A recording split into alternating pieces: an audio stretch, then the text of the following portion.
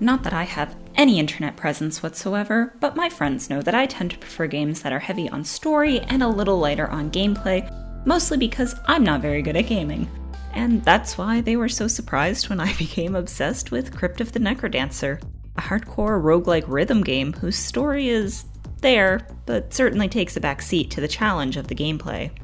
CTON is difficult, punishing, and, though award-winning, not the most popular game around, probably because of the time investment it takes to get any good at the game.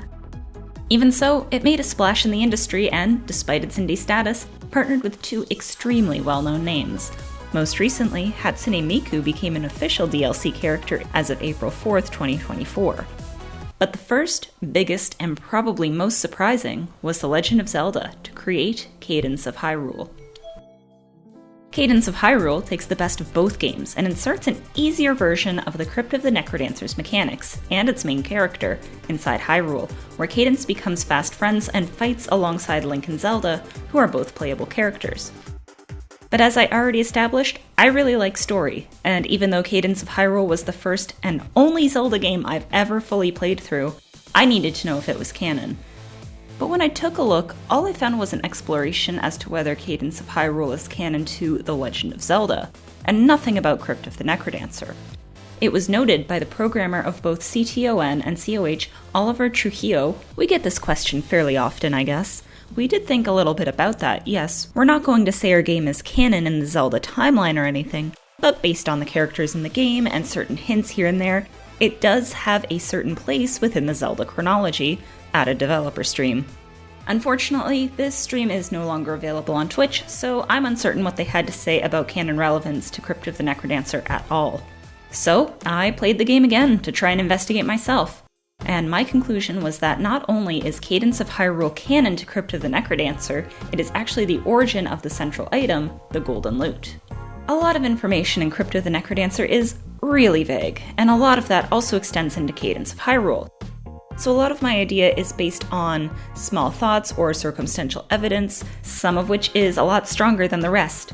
This is truly an analysis for my own amusement. I have a lot of gaps in my theory, and honestly, I don't really care. But let's back up and quickly blow through the canon of Crypt of the Necrodancer. While there are a total of 19 playable characters, the canon follows 4: Cadence, Melody, Aria, and Nocturna. To go through it quickly, a golden lute exists that seems capable of performing all sorts of miracles and curses, but has some sort of limitations that is undisclosed. At some point in the past where electricity exists, but not in the present time of the game, a woman named the Conductor used the lute in her experiments.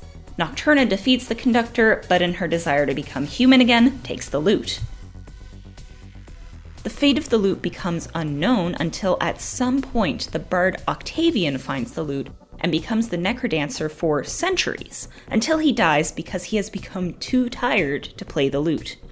The lute's fate becomes lost to time again until, presumably centuries later, Aria uses it to cure her village of a plague, and it's unknown how she received the lute.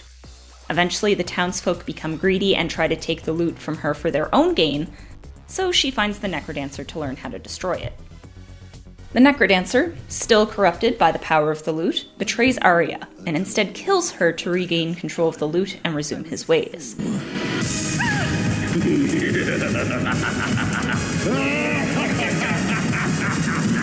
Sometime between 1 and 2 decades later, Aria's daughter Melody becomes sick from a resurgence of the plague and succumbs to it. Dorian, her husband, finds notes detailing the location of the crypt, and he leaves in search of the lute, without returning. After another 2 years, Cadence has had enough and goes in search of her father, only to fall under the Necrodancer's curse. You play as her fighting some monsters with amazingly punny names. King Konga! Until you get to, and defeat, her father as Dead Ringer! freeing him from the spell of the Necrodancer. You then play as them both to defeat the Necrodancer together, but he is not finished off. Dorian uses the lute to revive Melody, but since she died, she can only stay alive if the lute is being played. Taking up her mother's mantle, she seeks to destroy the lute, goes back into the crypt, and just when the Necrodancer is about to get the drop on her, Arya finishes him off, herself revived by her daughter playing the lute. Arya then takes the lute and, after fighting it as a terrible beast, manages to destroy it, killing herself in the process but saving Melody, Dorian, and Cadence from their curses. As a side note, this storyline is a truly wonderful metaphor on breaking the cycles of intergenerational trauma and healing. All of that leaves us with this approximate timeline. Cadence of Hyrule begins an unknown amount of time, presumably later. In Cadence of Hyrule, a villain named Octavo has gotten his hands on the Golden Lute and has put to sleep the King of Hyrule, Link, and Zelda, among others.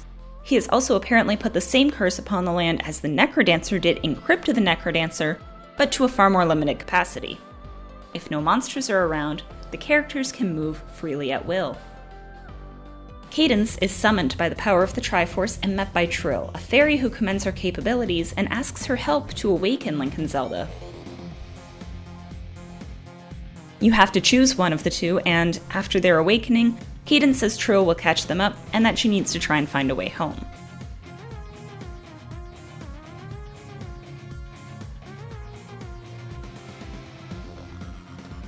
As Link, or as Zelda, your adventure begins in earnest. In speaking to many NPCs, you find out about Octavo's curse. You also find out he has used the lute to make a magic barrier outside of Hyrule Castle, preventing you from attempting to stop Ganon right away. In this curse, he may or may not have control over the monsters over the land. That is unclear, but what he does have control over is his 4 champions. 4 Zelda enemy bosses he is associated with 4 instruments, and they are delightfully named in the same style as Crypt of the Necrodancer. To get to the champions, the players must go through a world with some amount of random generation that meshes the mechanics of both games and displays some familiar faces from both. While irrelevant to the plot, it is delightful that they brought back CTON's main composer, Danny Baranowski, for the soundtrack. He did a great job. Along the way, they also run into Cadence, whose time in the crypt to rescue her father has come in handy. She seems to always be one step ahead of Link and Zelda, and even offers tips or items. If encountered enough times, she joins you on your quest and becomes a playable character alongside Link and Zelda. There is also a set of notable NPCs called the Fates, which, to my knowledge, are unique to Cadence of Hyrule, as I couldn't find any information on them in any other Zelda game, and they certainly do not exist in Crypt of the Necrodancer. After enduring 4 major dungeons and gathering the 4 instruments,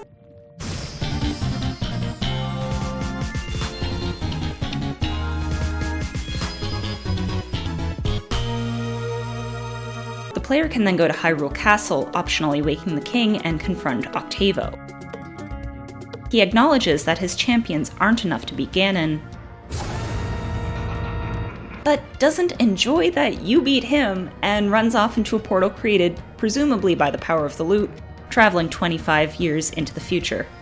It's worth noting that, as of one of the DLCs, it's also possible to travel into the future in advance through a portal in the Dark Woods. The Skull Kid becomes a playable character, and only 2 settlements remain standing during Ganon's 25 years of reign, the Deku Village and the Gerudo Settlement.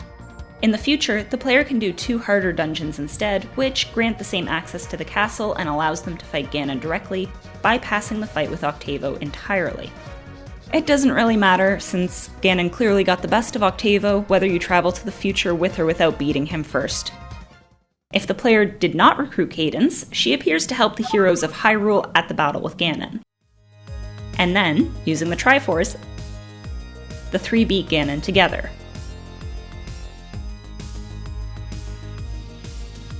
After their victory, the power of the Golden Lute is rendered useless by the Triforce, and Link and Zelda use the Triforce to help Cadence return to her homeworld, having stopped another force of tyranny related to the Golden Lute. It's a cute game, right? But it really doesn't tell us anything about the lute's origins, does it? Well, not in this mode. The original story is known as Story Mode. An initial update introduced Octavo's Ode, labeled as an alternative story. We can already piece together, quite obviously from Story Mode, that Octavo isn't truly a villain, just an anti-hero who tries, and fails, to stop Ganon. Octavo's Ode is Octavo's side of the story, with a small twist to the tale.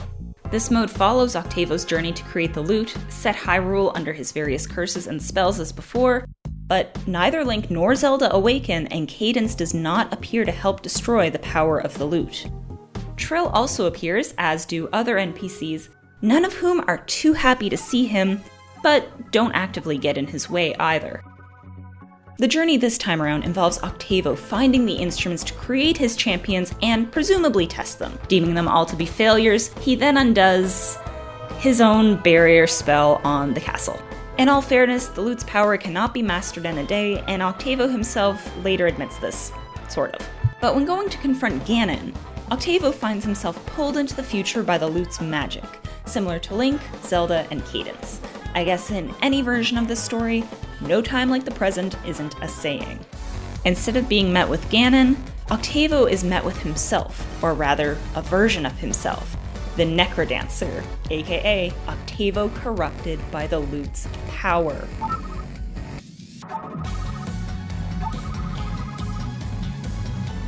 While story mode has Ganon's fight resemble the original Necrodancer fight in the rhythmic tag team, Octavo's resembles both Cadence's and Melody's fights in other aspects of its form. But at the end, instead of pushing the Necrodancer into lava, Octavo must get behind the Necrodancer to use what looks like could be the Triforce and defeat his corrupted self. He then has an "it was all a dream" moment. Great. This timeline means that two golden lutes are in existence at once. This is not conjecture, as we see the two of them in the ending cutscene. When the two collide, or presumably collide, reality is sucked away, leaving Octavo to speak to one of the fates where he decides that he is not the hero that Hyrule needs. I will leave that for those who are much wiser than I. Now, as how the lute itself was actually made, that relates directly to the fates themselves. While there are 4 fates, only 3 are relevant to this part. We see at the beginning of Octavo's ode that Octavo steals the threads that the 3 fates weave in order to create the golden lute, leaving them without their ability to see much of the past or the future. The most important part here are the threads themselves that the fates weave. In story mode, speaking to a fate after getting a reading reveals what the matter of the threads themselves are: power, wisdom, and courage, the same parts as the Triforce. This is also possibly alluded to by Cadence herself at the end of story mode. But then Link and Zelda told me about the Triforce that had started all of this. Started it all could easily refer to the entire lore of Legend of Zelda itself, but it could also mean the Golden Lute and the troubles of her own family line. After all, it doesn't really sound like Cadence has the time to really hear about the entire Legend of Hyrule. While it is a stretch because much of the story is left vague, it is for this reason that I believe the lute is made from the Triforce, just perhaps a lesser powered version of it, such as its more limited powers of healing, darkness, and control, and the fact that, past a certain point, it must be played to work. I also believe that Octavo's ode was the beginning of the entire timeline, but with a different ending than shown in-game. We know from the playthrough that Octavo, before stealing the threads, has a reading done by the Fates. The reading that is, most likely, Octavo's ode itself. My pretty baseless theory is that the full timeline includes his story and Cadence's. Octavo, seeing the future, is horrified at the idea that Ganon could reign, and he is also horrified that he could then become the ruler of Hyrule himself as the Necrodancer and vows to undo both. Of course, without sinking to the same depths that he would have in order to become the Necrodancer, it is impossible and he fails against Ganon, as we see in the main storyline. As to how this relates to Crypt of the Necrodancer story, we don't actually know what happens to the 2 golden lutes. They collide, maybe, and we warp back to Octavo's reading, but what if that warping was something else? The 2 lutes, together powerful enough not just to warp time but also space, could send one into the Crypt of the Necrodancer's universe, whereas the other is the one that he takes and creates as he steals the thread of the Fates, basically phasing from the reading into reality, and setting the main story into motion. This results in this timeline, in which Octavo's ode, except the ending, occurs, creating 2 parallel timelines. The one in which the main Cadence of Hyrule story happens, and the one where Crypt of the Necrodancer occurs. It is, of course, a messy timeline given the hundreds of years that pass in CTON versus COH, but it's not uncommon in media for time to travel at different speeds on different worlds.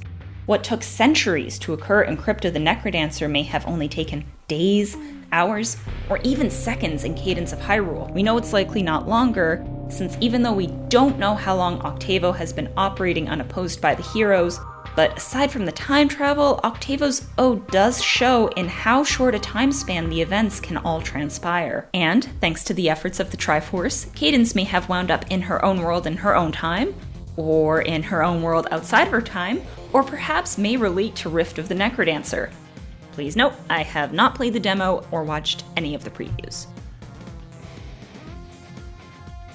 There are a few other small details that make me believe that this theory is true. First, in terms of the lute having immense power, we know that this is true. In fact, we can safely assume that Ganon continues to use the lute after Octavo fails, and I'm not the only one to think so. Though it is unknown whether the lute made the rift to travel into the future on its own, or not. There is additional evidence to support this information, namely that we know from CTON that someone needs to play the lute for the curses to stay ongoing for any length of time, and after being warped to the future for 25 years, both the barrier to the castle remains and monsters are continuing to move to the beat, as people are if they are in the vicinity of those monsters. Additionally, the organ that Ganon plays, and why would he be playing an instrument otherwise, is remnant of both Frankensteinway and the background to the Conductor's boss battle. We also see two villains turn into the Necrodancer himself, one in Crypt of the Necrodancer and one in Cadence of Hyrule. Octavian and Octavo, respectively. Well, I had a theory originally that Octavo himself was cloned and sent to the world of Crypt of the Necrodancer, and eventually had a descendant named after him called Octavian. I couldn't find a lot to support this specific theory anymore, only that their naming and the fact that they are both capable of becoming the Necrodancer cannot be a mere coincidence. And we know it can't just be a coincidence, in part because the lute itself does not affect all people in the same way. Conductor, while clearly an antagonist, is able to use the lute as a source of energy and/or magic. Nocturna, presumably, uses it to become human again. While we know it takes time to become the Necrodancer, Melody plays it to become and stay alive, and is the only one aside from Octavo able to use it as a weapon. And then there's the title. Obviously, Cadence of Hyrule is not a canon Legend of Zelda game, we've been over this, but the full title is Cadence of Hyrule Crypt of the Necrodancer featuring The Legend of Zelda. So this is a Crypt of the Necrodancer game, where the hero of Crypt of the Necrodancer is almost entirely optional. I don't know, it might be a stretch, but it seems strange to me that a game would have a title and very little of its main character without it being canon in some other way. I will say, one of the biggest downsides of my theory in-game, again, all circumstantial, is the monsters that appear in Hyrule. There are some that are clearly from The Legend of Zelda, and others from Crypt of the Necrodancer, but in a different style, except for those standees you can find at the castle. Why would they be in Hyrule at all? My original theory was that because one of the lutes had warped to Crypt of the Necrodancer's world, it was able to send that information through space and time, so playing the lute would then cause them to appear. But this would require not just a time loop, but a temporal causality loop to work, and I couldn't find a way to make that work myself in terms of the plotline. There's also, of course, parts of the story that don't tie in at all. What about how the Conductor found the lute to begin with, and how did Octavian get the lute after Nocturna took it for herself? The Amplified DLC is still a massive question in the whole equation, and I really hope that Rift of the Necrodancer is what expands on that. I also suspect that the story of Rift of the Necrodancer is going to undo my whole theory, which is admittedly part of why I haven't played the demo or watched any ads for it yet, but I'm okay with that. Thank you for watching. You could have spent your time anywhere, but you chose to spend it here with me, and I really appreciate that.